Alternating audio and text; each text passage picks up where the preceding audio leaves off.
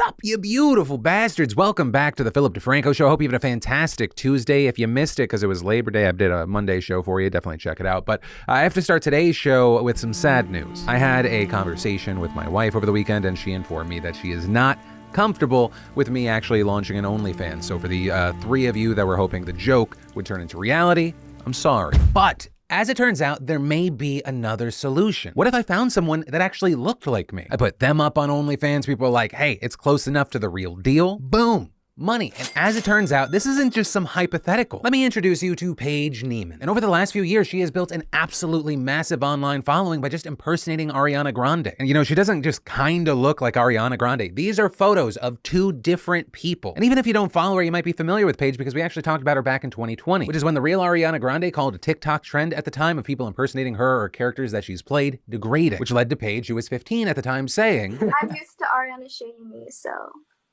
yeah, I mean, it's whatever. I'm just here to entertain people. Like, it's not how True. I am in real life.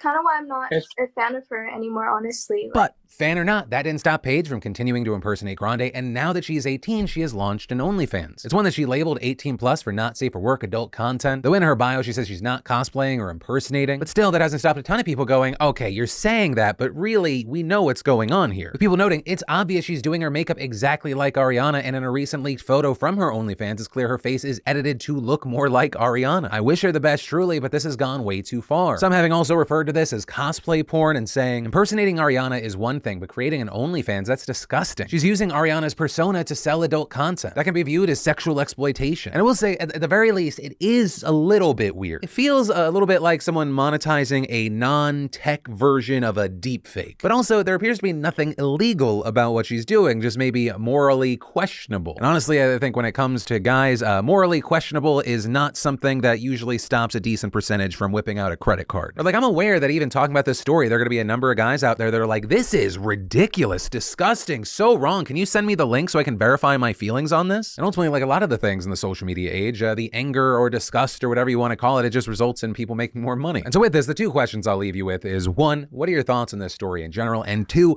if you look like me, but are slightly more attractive and or fit, please email me for a possible business venture. This is a news show. Then I want to talk to you about TikTok because there was some news recently that broke and it made me wonder, is there something that could happen with TikTok that would actually make me delete the app? Because it brings me a questionable amount of joy, which I'll touch on in a second. So it makes me go like, what would I be comfortable with? Since, you know, the more you enjoy something, the more bullshit you'll deal with. And the reason that was on my mind is because as Bloomberg reported, on Monday, several cybersecurity analysts tweeted about the discovery of what was purportedly a breach of an insecure server that allowed access to TikTok storage, which they believed contained personal user data. And noting only days earlier, Microsoft said it had found a high severity vulnerability in TikTok's Android application, which would have allowed attackers to compromise users' accounts with a single click. So concerning, but then on the other side of this, you have TikTok saying, no, the reporting here is inaccurate. And saying, quote, our security team investigated the statement and determined that the code in question is completely unrelated to TikTok's backend source code. But with that, we saw Troy Hunt, an Australian web security consultant who we actually had on the podcast back when I had a podcast, reportedly going through some of the data samples and saying that he found matches between user profiles and videos posted under those IDs. But also noting that some of the details included in the leak were publicly accessible data that could have been constructed without breach. And saying this is so far pretty inconclusive. It's a bit of a mixed bag so far. So you have all of that happening, as well as Joe Biden potentially signing an executive order soon that could impact TikTok, but I don't know if there is anything that would actually make me delete the app. And it's not because we post TikToks and crush on that platform. In fact, I lose money by putting content out on TikTok, but just the sheer amount of messiness that people knowingly and publicly put out on that platform, it is irreplaceable. Like, don't get me wrong, most of my TikTok feed, it's just like comedian TikToks, both kind of mainstream as well as my favorite person on the app. I don't know how to pronounce his last name. It's like Tony Stadovsky. But in addition to that, I have a group chat that is just dedicated to messy TikToks. I gotta show you the newest one. People just posting this shit for free. Blows my mind. Here we go. You conveniently missed a few things here, so let me help you out with this timeline. He cheated on me first. I forgave him. We went on to have a couple of children, and later on in our marriage, we decided to start swinging with the couple next door. Partaking in that swinging blurred any boundary of monogamy that we had previously had. While we were swinging, we became heavily involved in drinking. While we were drinking, I eventually had an affair and got pregnant. I told him that I had the affair. I told him I got pregnant. I told him I wanted to keep the baby. He said, hey, I'll raise the baby as my own, since the biological father wanted nothing to do with her. Little did I know that behind the scenes he was having an affair with my mother, and they were mustering up this whole plan on how they were going to take my children from me and go live happily ever after. We both cheated on one another, but I never deserved for my mother to betray me in the manner that she did.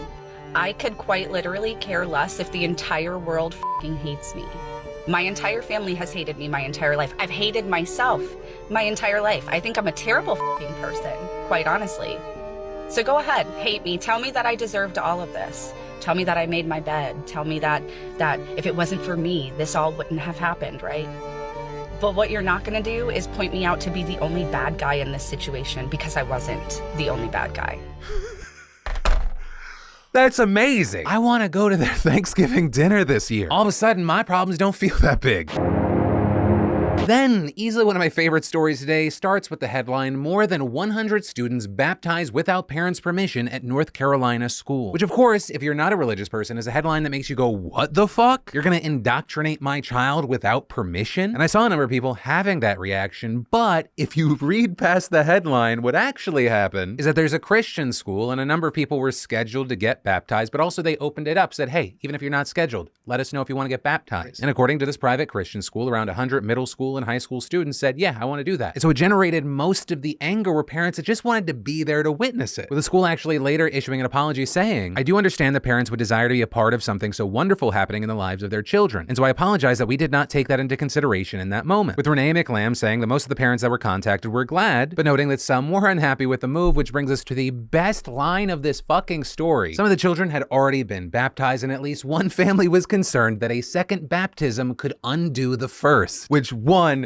that's just fucking hilarious. And two, it might even be funnier if it turned out that God existed and your child didn't get into heaven because of a clerical error. Like, imagine everything with religion's real, that child grows up, invents the cure to cancer, gives all their money away, and they die peacefully in their sleep. They go to heaven, and then Peter's at the gates like, oh, God. So here's the thing. You double dipped the chip. Or two, if you get baptized a second time, I imagine it's like if you got buffs that were stacking in a video game.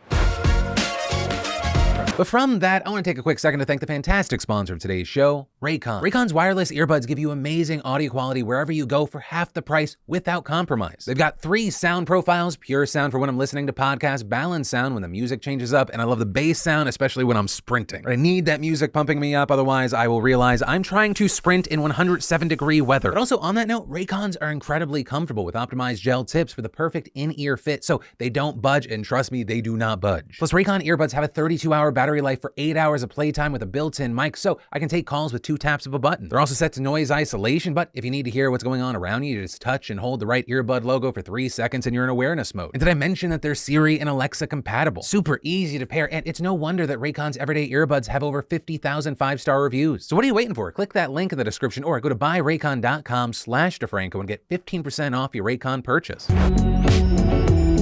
How does a minimum wage fast food worker making $22 per hour sound to you? And I ask you that not because I like random hypotheticals, but rather because of this news we're seeing out of California. So to celebrate Labor Day yesterday, California Governor Gavin Newsom signed a landmark bill that will massively increase protections and wages for fast food workers in the state. And under the legislation, California will now officially create the first ever state council given the authority to set up standards on minimum wage, safety, hours, and other working conditions. It will be composed of 4 workers' delegates, 4 employers' representatives, and 2 state officials. And what they do will likely be massive for the more than 500,000 fast food workers in California. And that's especially true when it comes to wages, because the new law allows the body to raise the minimum wage as high as $22 an hour for fast food chains with more than 100 restaurants starting next year, with also cost of living adjustments after that as well. So we're talking about a potential massive jump from the current statewide minimum wage of $15 an hour for businesses with more than 26 employees. And so with this, you had many labor groups applauding the legislation, saying that it's necessary to protect a group of workers in a sector that is strongly reliant on the franchise business model that they say is riddled with worker abuses and wage theft, and claiming that this is a powerful powerful step forward in what's known as sectoral bargaining, which allows workers and management to negotiate industry-wide wages and conditions instead of doing so at individual companies and locations, and arguing that it's especially important in this specific industry, where they say enforcement of proper working conditions and other protections have traditionally required workers to come forward against their corporate overlord employers, with the president of the Service Employees International Union calling the bill one of the most important pieces of labor legislation in a generation. But on the other side of this, we also saw many fast food restaurants and franchise owners condemning the law, with the International Franchise Association, which represents the industry, saying franchisees told them they do not know how they'll be able to make it once the bill goes into effect, and arguing that the law will raise prices for businesses that will then be passed on to consumers. And they are citing an analysis from the University of California at Riverside that found that a 60% increase in worker compensation could increase prices by as much as 20%, with some opponents even saying they've had early talks about launching a campaign to put the issue before California voters in a referendum in 2024. And so with all of that said, I'd love to know your thoughts on this story and this recently signed bill. Are you for it? Are you against it? Why not? Let me know.